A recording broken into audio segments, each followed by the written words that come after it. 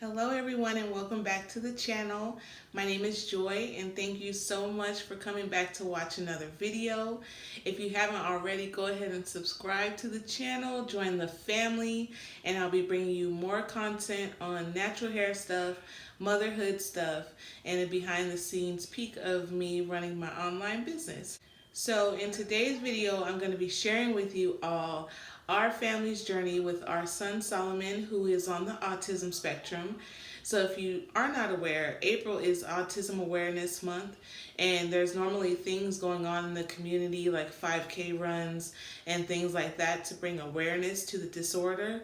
But of course, COVID-19 came and ruined everyone's 2020 at this point. So I'm going to be just doing my part as an autism parent to help keep and spread that awareness about autism and how it affects families like mine and how it affects children and some of the signs and things that we noticed in our son that led us to his autism diagnosis. So if you're interested in our story, I'd like you to stay tuned and keep on watching. So those of you that may not know, autism spectrum disorder, also known as autism, is a developmental disability. And children and adults who are affected by autism often show signs of being unable to communicate or interact socially with others. For example, they don't like to be in big crowds, or they have a hard time initiating conversation and keeping a back and forth conversation with others. And also, children and adults who are affected with autism often show signs of repetitive type behavior.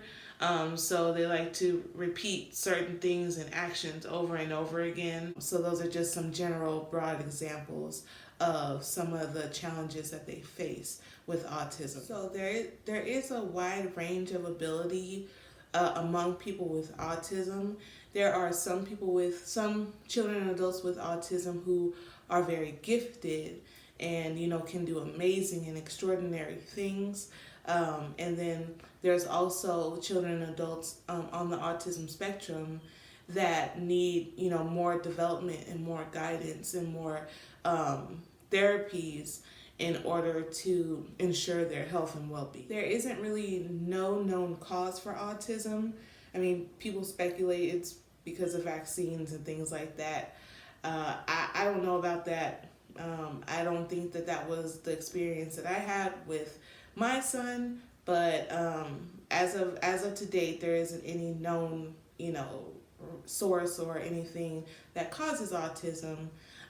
But there definitely have been strides made in the research in order to better understand it. In the case with our son Solomon, one of the major things that we noticed with him that prompted us to, seek help in his development was his speech. So Solomon did not start talking until he was 3.5 years old. And we noticed after he turned 1 year old, and from the time he was 1 year old to like 2.5, we noticed that he wasn't saying any words, like any real words that we can understand. He was doing a lot of babbling, and blowing raspberries like a baby would, but he wouldn't, say those things like mama and dad.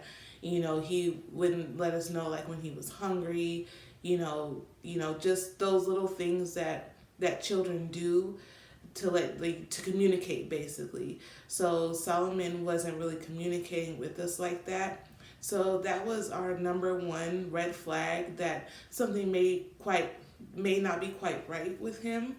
And then also, he did a lot of screaming when he was younger, and also due to in part that he didn't have any other way to communicate with us because he wasn't talking or saying any words. When we would take him to his pediatrician, we would let her know he's not saying these words yet. He's not hitting his milestones with his speech. And his pediatrician would always just say oh, it's okay. Boys develop slower than girls. And she's saying that because Solomon has older siblings, and our daughter is 22 months older than him. So, and they went to the same pediatrician. So she's saying that and saying, it's okay, like he'll be fine. It's just a speech delay. He'll catch on, when big sister, talks to him, you guys talk to him and stuff like that. So we were like, okay, that's fine. And I remember one time after coming home from one of his appointments, just not feeling right about the appointment, and just thinking and knowing, and knowing inside of me that something's not right with my baby. Like, I need to seek a second opinion on this. And I just know that at this age and at this time, he's 2 years old and he's still not talking or even trying to talk. He's just screaming his head off all the time and babbling like a baby. So I knew that there was something that, there was something more that could be done. So we ended up taking him to a new pediatrician, and we let her know that, he's still not talking yet, he's not saying simple things, and he screams all the time. So she asked us if we ever had him screened for autism.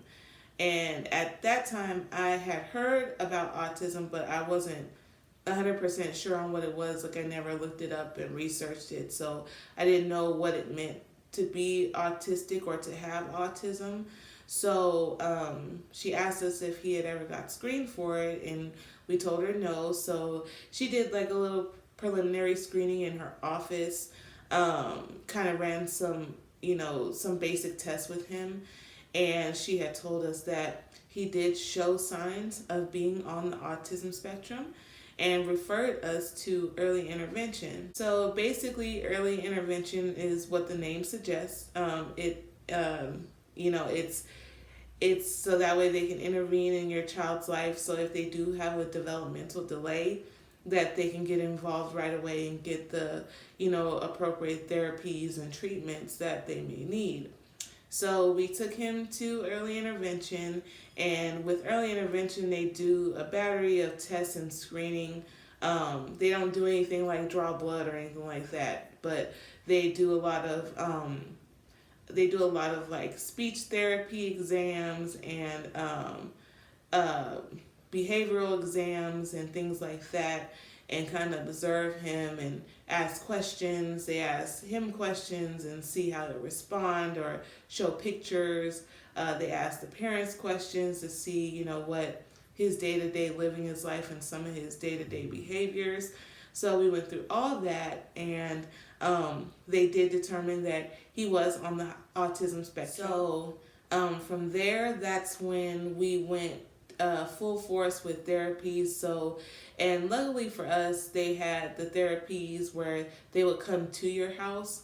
So we had a speech therapist come, we had occupational therapists, and we had a behavioral therapist that would come and help Solomon. But the biggest thing for us was his speech. We wanted to be able to communicate with him without him screaming and things like that. That was the biggest thing for us, was getting him to a point where he can communicate with us and talk.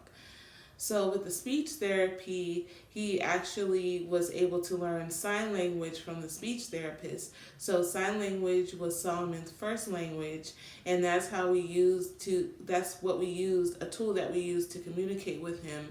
So we just learned the basics, like, he can tell us when he's hungry, and he can tell us when he wants to play or if he's sleepy. So that was the first steps to us actually being able to communicate with him and to just know what was going on with him. So that was a huge step for us. So, and at this time when we're doing the therapies, he's 2.5 years old.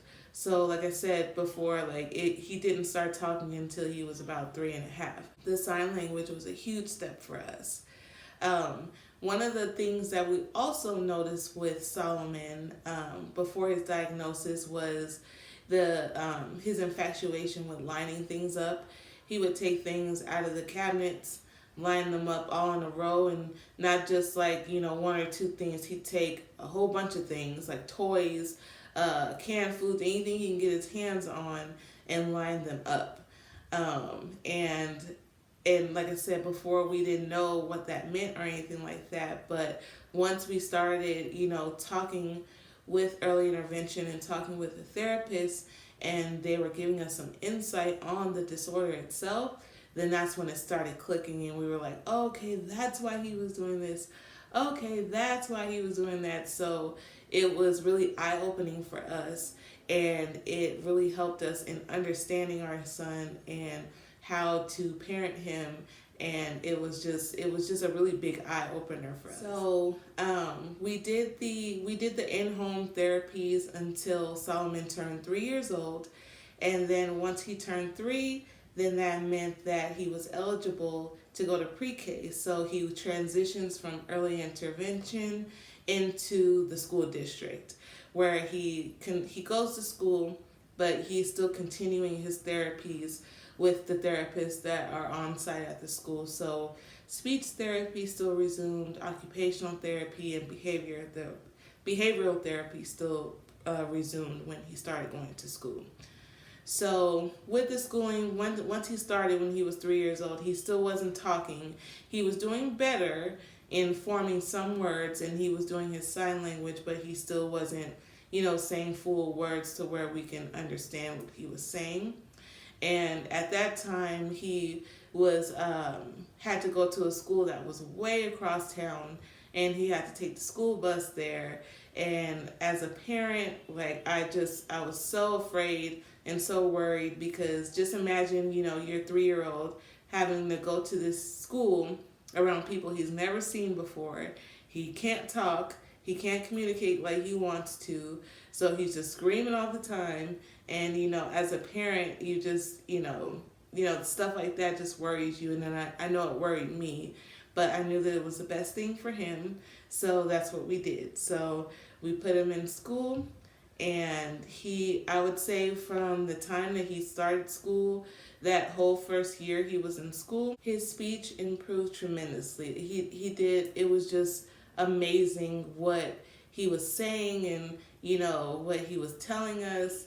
And I'm going to insert a video clip of him one of the first videos that I caught where he first started talking, and some of the words that he was saying. And then you'll see in the video what I mean about the repetitive, because in the video he's just repeating what his dad is telling him, but he's catching on the words, and he's just repeating everything that he says. So I'm going to insert that video clip. Oh, there we go.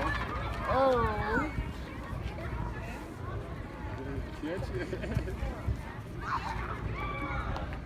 Come on, my main man. Oh. Back up. Catch it. Back up. Back up. Back up. Come on. Right here, throw it. Stop.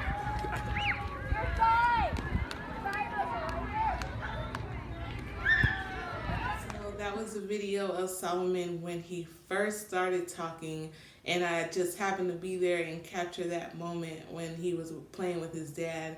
And I was so proud of my baby, and ever since then we have been full steam ahead.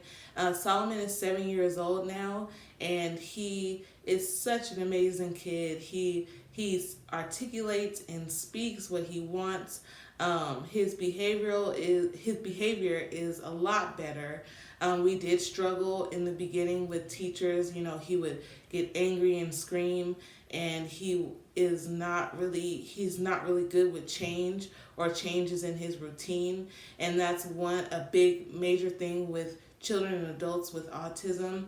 Routine is so important because they rely on that repetitive in their life, and that's a big factor in their disorder. The changes in his normal routine, he would just flip out, and it would just be over at that point. So there's no talking to him or reasoning with him. So whenever we had to go to a different school, or there was a different teacher in the room, he would just kind of shut down and just change wasn't really a good thing for us, and with him when it came to him. So trying to keep in his routine as much as possible was really important with his development as well. Even though sometimes today, even we still struggle with it, especially with the COVID-19, the pandemic, and it pretty much just flipped his routine upside down. But we do try to keep some structure throughout the day. So there's certain times where he has to log on and do his schoolwork, and then there's times where he could play his video game. So we still kind of try to keep the structure as much as possible, but it's really important for him to have that routine and that every day. He just needs to know what's coming up. And he needs to be aware. But when things come out of nowhere and kind of blindside him, then that's when he gets thrown off, and it's not a good day for him. It's not a good day for us, and it's just all over the place. Aside from everything else and all that, Solomon is a wonderful kid. He's developing awesome. We are so proud of him and the young man that he's becoming, and we couldn't be more proud and more happy to have shared and been a part of this journey with him.